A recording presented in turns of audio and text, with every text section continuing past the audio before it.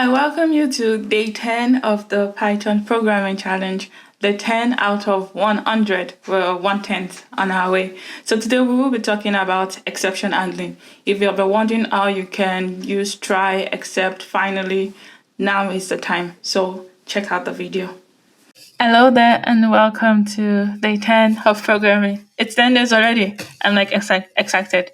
If you can see my face, you see how excited I am. So today we will be talking about exception handling. While we're doing this 100 days, there will be times there would be errors, there will be mistakes and everything. And this is one thing that you should know, that when your Python program encounters an error, it raises an exception. And if the exception is not handled, your program can crash. So imagine you have lots of codes, you are able to predict at what point you might get an error, and then you can undo that in the code rather than your code crashing. It makes your program more robust and it handles errors gracefully. And Python provides exception handling through try, except, else, and then finally blocks. Common Python exception is the zero division error, the file not found error, and the type error. So let me show you a simple try and except syntax. So try, and then the code that may raise an exception, you put your code there, and then you accept what the exception type would be, either a zero division error, a file not found error, or a type error, and then how you want to undo this error. Let me show you an example of errors that we might have. Because you see here we have result 10 divided by 0. And you know that it's not possible to divide by 0. And then when we run this, you see we get a zero division error. Now imagine that this is in a large code that you're running, and this would definitely break your code. So that's what try and except is trying to do. That's all. We know that there's a possibility that there could be an error, and if that happens, we want to be able to handle that error without breaking our codes. So now this result equals to 10 divided by 0. I put it in the try, and then it's going to try this.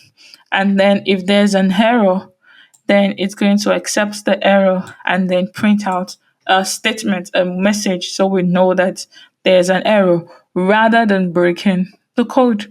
So if we run this, we then get the message to know that, oh, but even after getting the message, if there are other codes that are not being affected by this, they would still run. So it's not going to break it like this, like the way this broke our code and got a zero division error.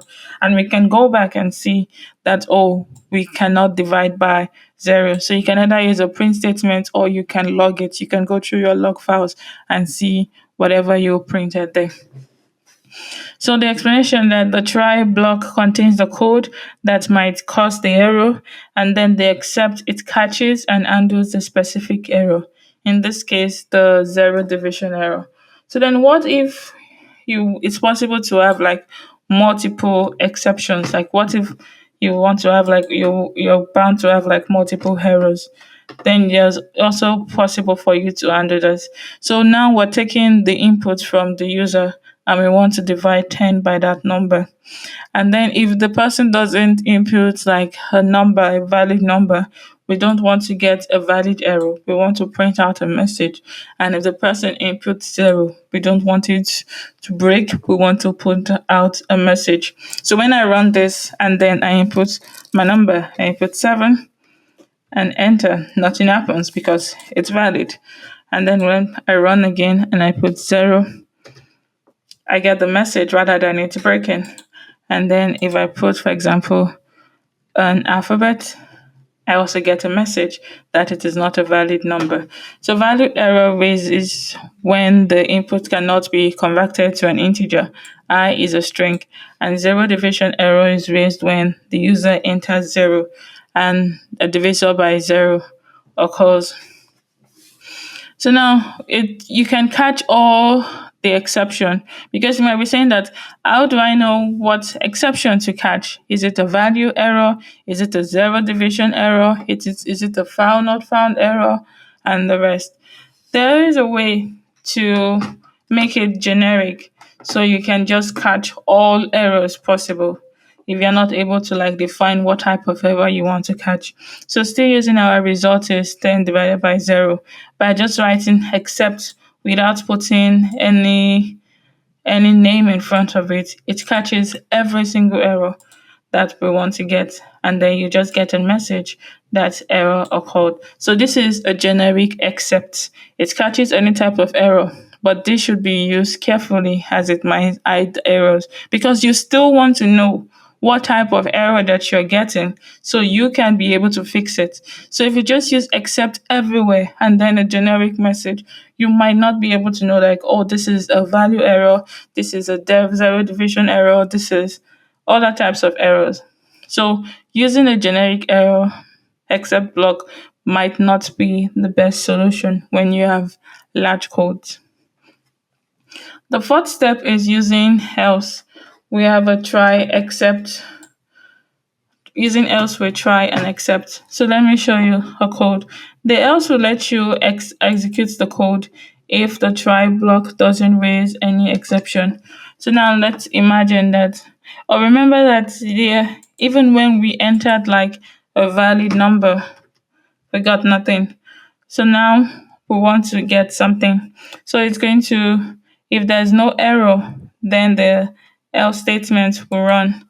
So let me run this and then I enter 2 and then we get our results. So we did not get a zero division error, we didn't get a valued error, and then we're able to print out our results. So you see, what have we done here? We have used the try, we have used multiple except, so there's zero division and then the value error, and then we've used the else. So it checks the inputs that the user puts 2, and we divided that 10 is divided by 2, that is 5. It checks that is not an error. It checks it's a valid number, and then it prints out our results.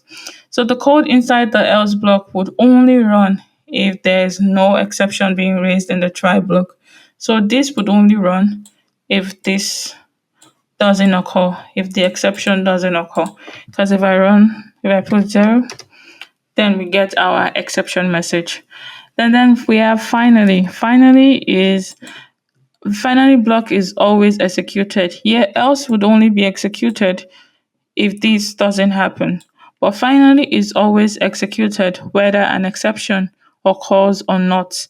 So it is useful for cleaning up resources like closing files or database connection. So now let me show you an example.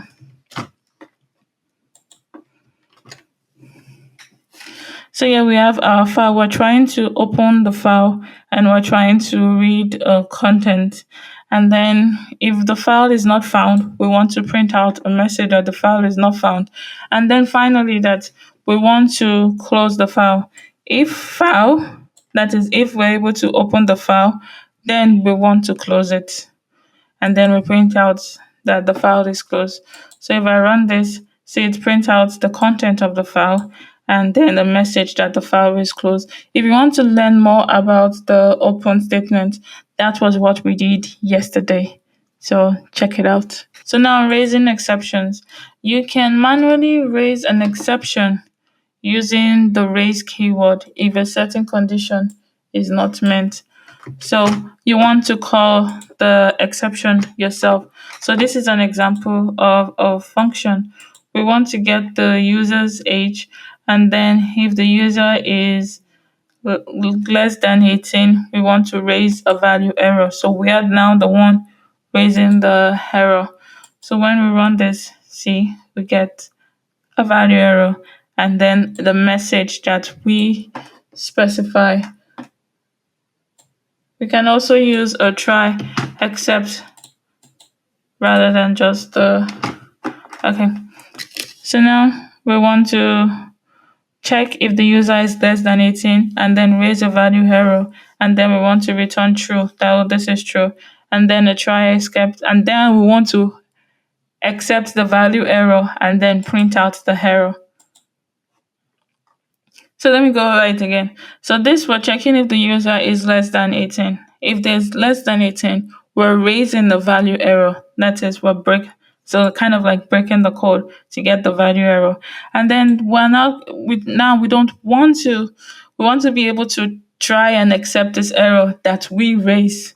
So we wrote a code, we caused an error, and now we want to accept that error. So that's what we did in the second part of the code. When now we're checking the age that is 5, and then the value error that we raised, we're now accepting it as E, and then instead of them getting the breaking of the code, we're now printing out the value of which we put there. There are times when this might be needed. You might be wondering, like, why are we doing all these things? There are times where this might be needed. And then accessing exception error. When an error is accepted, you can then access it by using the keyword, which is what we did earlier. So let me show you.